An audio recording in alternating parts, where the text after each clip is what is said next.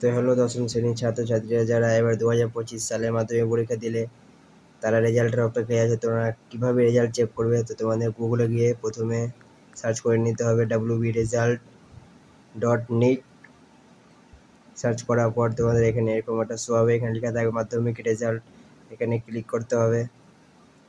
মাধ্যমিক রেজাল্টে ক্লিক করার পর তোমাদের এরকম একটা ইন্টারফেস শো হবে।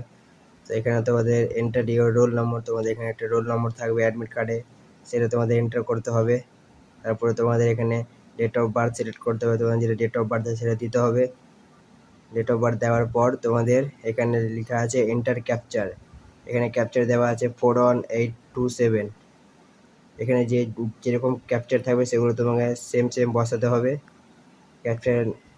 ক্যাপচার ভালোভাবে লেখার পর তোমাদের এখানে সাবমিট বাটন দিতে হচ্ছে। এখানে সাবমিট ক্লিক করার পর তোমার সঙ্গে সঙ্গে তোমার রেজাল্ট শো হয়ে যাবে। তো রেজাল্টটা ঠিক এইভাবে শো হবে।